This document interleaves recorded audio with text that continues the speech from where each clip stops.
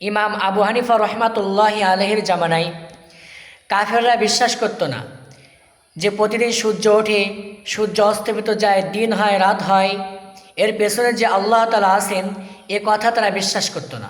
তারা বলতো এসব কিছু এমনি এমনি হয়।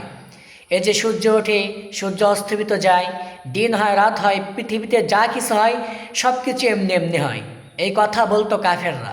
তো ইমাম আবু হানিফা রহমাতুল্লাহি আলাইহি বললেন, না, এগুলো এমনি এমনি হয় না, এর পেছনে আমার আল্লাহ রব্বুল আলামিন আছেন, আল্লাহ তাআলা ছাড়া এগুলো এমনি এমনি হয় না।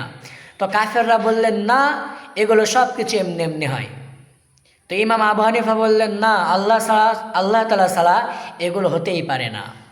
তো কাফেররা বললেন, তাহলে তুমি প্রমাণ করে দাও, তুমি প্রমাণ করে দাও যে এর পেছনে আল্লাহ তাআলা আছে, সব কিছু আল্লাহ রব্বুল আলামিন করেন, তুমি তো একথা বলতেছো, তো তাহলে তুমি প্রমাণ করে দাও।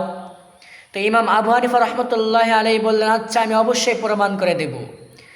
তো একটা দিন ধার্য করা হলো, বৃহস্পতিবার একটা দিন ধার্য করা হলো। দুপুর 2টার দিকে একটা মিটিং হবে, সেখানে হাজার হাজার কাফেররা সমবেত হবেন, হাজার হাজার লোক আসবে।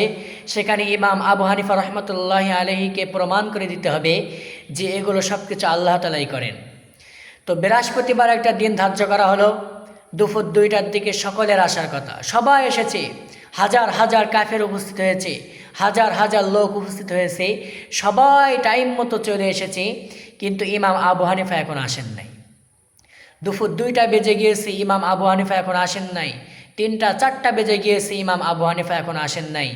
তো কাফেররা মনে মনে ভাবতেছেন যে হয়তো ইমাম আবু হানিফা ভয় পেয়ে গিয়েছে, প্রমাণ করতে পারবে না, এই ভয়ে সে হয়তো মনে হয় পালিয়ে গিয়েছে। এই কথা তারা ভাবতে ভাবতে হঠাৎ ইমাম আবু হানিফা রহমতুল্লাহ আলাইহি উপস্থিত হয়ে গেলেন।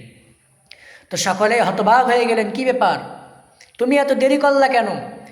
সবাই তো 2টার দিকে পৌঁছায় গিয়েছে, তুমি টাইম মতন আসতে পারো না কেন, এত দেরি করলা কেন? তো ইমাম আবু হানিফা রহমতুল্লাহ আলাইহি বললেন, আমি ঠিক সময়ে বাড়ি থেকে বের হয়েছিলাম, জাস্ট টাইমে আমি পৌঁছায় যেতাম, কিন্তু কি করব, যখন আমি বাড়ি থেকে বের হয়েছি পথিমধ্যে এসে দেখি একটা বিশাল বড় নদী, পথিমধ্যে একটা বিশাল বড় নদী, সেই নদীতে কোনো নৌকা নাই, মাঝি নাই, পারাপারের কোনো ব্যবস্থা নাই। আমি কি করব, আমি সেইখানেই দাঁড়িয়ে থাকলাম, আমি সেই নদীর পাড়েই দাঁড়িয়ে থাকলাম। তখন কাফেররা বলতেছে, তারপর কি হয়েছে? নদীর পাড়ে তো দাঁড়িয়েছিলে, তারপর কি হলো?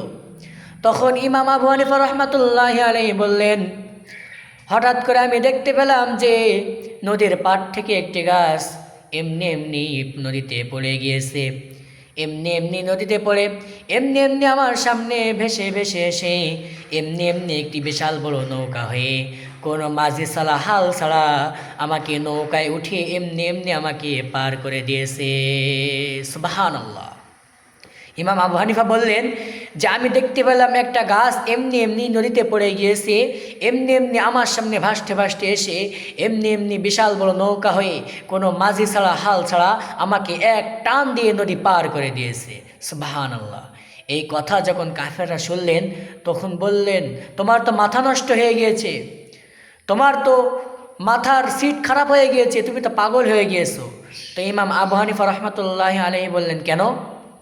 তখন কাফেররা বলতেছে, মেনে নিলাম একটি গাছ এমনি এমনি নদীতে পড়েছে, কিন্তু এমনি এমনি তোমার সামনে এসে নৌকা হয়ে গিয়েছে, কোনো হাল ছাড়া, কোনো মাঝি ছাড়া এমনি এমনি তোমাকে নদী পার করে দিয়েছে, এমনি এমনি কি কখনো এটা হতে পারে? এমনি এমনি কি একটি গাছ কখনো নৌকা হতে পারে? এমনি এমনি কি মাঝি ছাড়া, হাল ছাড়া তোমাকে নদী পার করে দিতে পারে? এমনি এমনি তো কখনো হতে পারে না।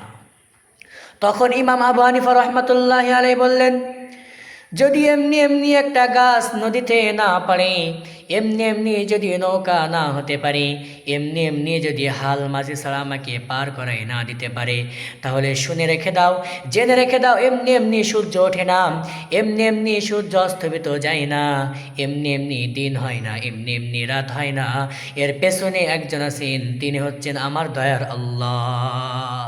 সুবহানাল্লাহ।